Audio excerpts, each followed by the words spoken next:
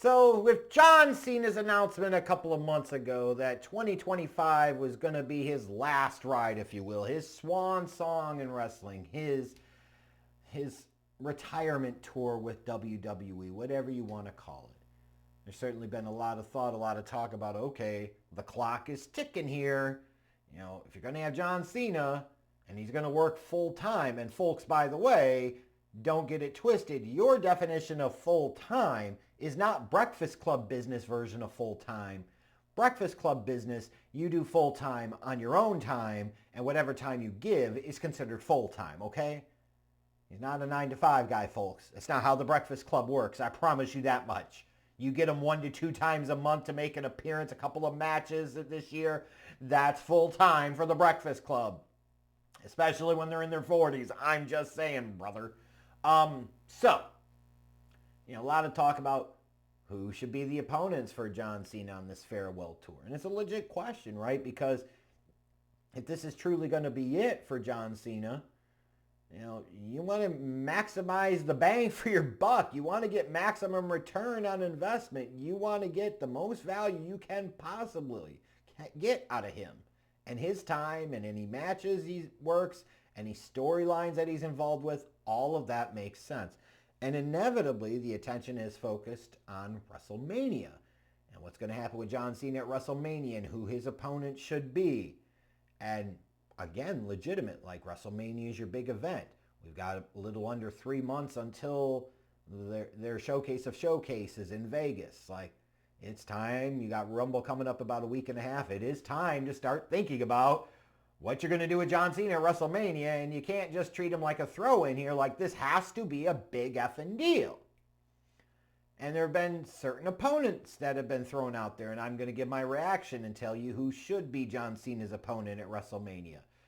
The first one we saw some rumors about like last month, it was Logan Paul. And, you know, to me, I could make an argument that John Cena and Logan Paul should have a one-on-one match, but that feels much more like a Crown Jewel type of special attraction, a SummerSlam type of reaction of match and story. It doesn't really feel like it belongs at WrestleMania. Like, you could say, well, how much do you want to invest in a Logan Paul? It's a fair question, right? But if Logan Paul is going to be around and not taking time off to do UFC or some other bullshit, like, if John's only got X number of matches across Y number of dates this year, again, you want to maximize your value. Like, there's certainly some star power there. It makes sense, but not at WrestleMania.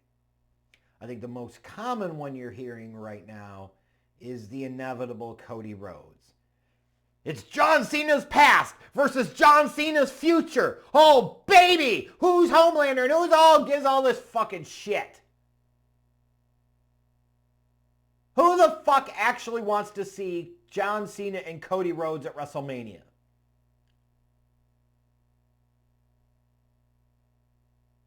I gotta watch this overpushed, overforced babyface take on John Cena? No, we've been down that path for years with John Cena. In addition, you know what that would inevitably lead to is them sitting there and having John Cena pass the torch, and no. He's done enough torch passing over the years. That shit starts to diminish in value. It does. Like, you need to be putting John Cena in a position where you go into that match at WrestleMania and you think he has a legitimate shot to win. And whether or not he does is a different story, but if you have a guy always fucking lose, no matter who it is, at some point in time, it does make a difference. It was the problem with like Chris Jericho's run late in WWE. He's jobbing out to Fandango and all these other fucks. Well, at some point in time, you get a real diminishing return from that. And frankly, it's going to get to a place where if you throw everything at Cody Rhodes, fans are going to resent it even more than some fans already do resent Cody Rhodes and his push and his force. And you're going to really turn the crowd against him. And if you don't want to go there and like do the smart thing, which is Cody heel, which equals Cody makes more money because that Cody would be awesome. This Cody fucking sucks dick. In the figurative sense, not the literal sense, mind you. I just know. Like, would they go out there and probably have a match? Yeah. Would the crowd inevitably turn on Cody and get behind Cena? Probably, which would be something to fucking see, I'll tell you that. But, like, imagine the promos between these two. How hard is John Cena going to go in on him? And if he's not going to go in on him, then it's going to feel fucking phony. What's Cody going to do? Sit there and have that whiny, crying bitch face look to him? Like, nah. Like, you got to find something else for Cody to do. Now, you could say, well, Jeff, what if that's for the title? Even then, like, you really think they're going to have Cody lose the title to Cena? I'm just saying. To me, if you wanted to go that title match route with where WWE's realistically going, the better matchup would be with Gunther. That's the match to me.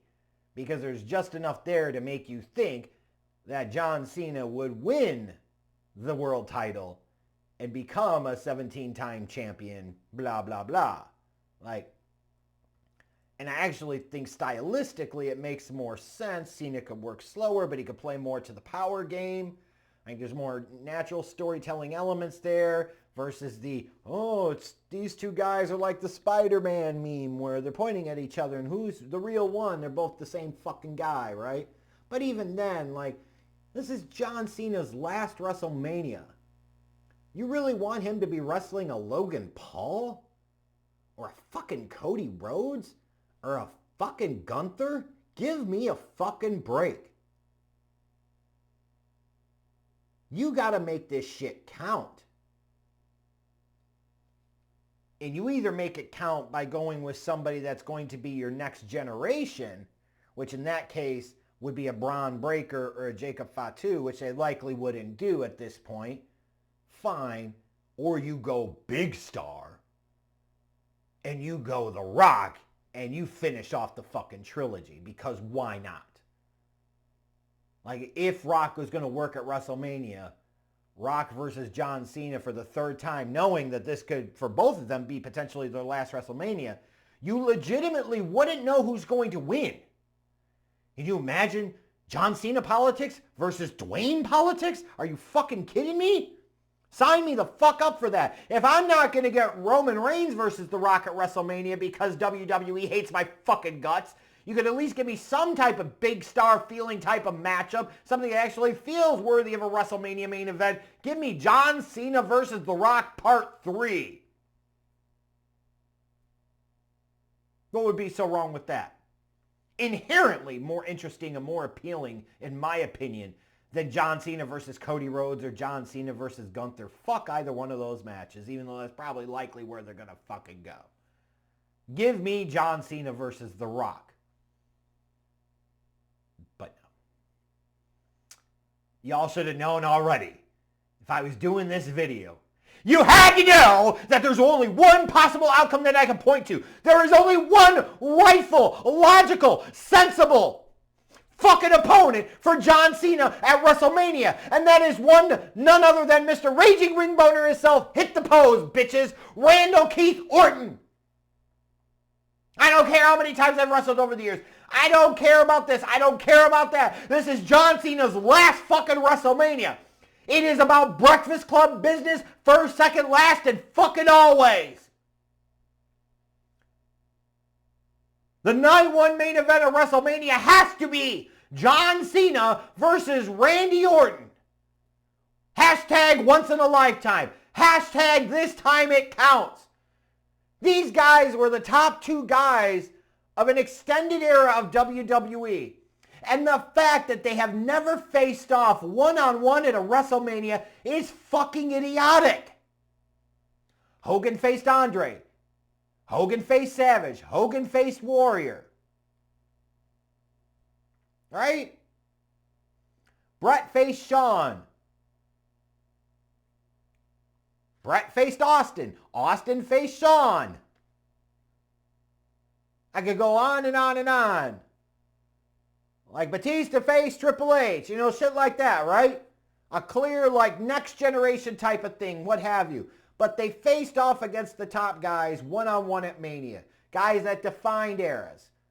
Austin and Rock faced off against each other 3 different times one-on-one at WrestleMania. And John Cena and Randy Orton have not done it a damn one time.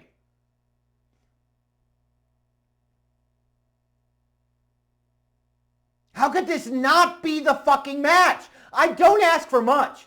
And the WWE and God himself give me far, far less. But this is just one simple fucking request. How much do I have to beat the drum for this shit? I've been on this for years. This is the fucking match. They face off now. And at some point in time, you find a way to give Randy Orton 2 more title wins. So that way they both have 16. You have a way to fucking fight for the title at SummerSlam. And you pay the shit off at Bound for Glory in fucking October. And you're going to say, what fucking sense does that make? Fuck you. That's what sense it makes. It's the last rodeo for John Cena. We got one last shot for him and Randy Orton to face off one-on-one at WrestleMania. This has to be the match. This can just be a grudge match about 2 guys and who's the better man of their era and who's the guy that's going to go on to be remembered as the best. These guys are at a place in their career where both of them aren't going to give a fuck. You want to talk about like Rock and Cena being fucking savage to each other on the mic, or maybe a Cena and a Punk being savage. And that might be true. However, there would be nothing more deeply cutting, more personal, more political than John Cena and Randy Orton dueling on the fucking mic. Are you kidding me? You start this shit off at the Royal Rumble by having Randy Orton eliminate John Cena and cost him a shot to go on to WrestleMania for the title. This shit writes its fucking self. You have Orton interfere and cost him the fucking match at Elimination Chamber. That's how you do this. Fuck putting over Cody. He's had the belt since WrestleMania. He beat fucking Roman Reigns. You've done enough there. Fuck having him wrestle Gunther. It's a secondary championship with a secondary champion. And frankly, as much as I haven't liked Cena over the years, for his last WrestleMania, he deserves a hell of a lot fucking better than that. And so does the WWE, and so do their fans. If it's not going to be fucking Rock and Cena and that battle of egos in a trilogy to close it all out, then it's got to be this. And even this is the match. Again, it is so obvious that even people that used to tell me for years via YouTube video comments and social media, they would knock me for this. When John Cena made the announcement, they're even saying, sign me up, John Cena versus Randy Orton. This, ladies and gentlemen, this WWE is the fucking match. There is only one match for John Cena at WrestleMania. The Breakfast Club needs to ride one more time. Fuck. It is so obvious. How could nobody else see this? They know deep down, all of them have to. Don't they? They have to. They know that this is what they want. Nay, this is what they need. The only opponent for John Cena at WrestleMania has to be Randy Orton, period.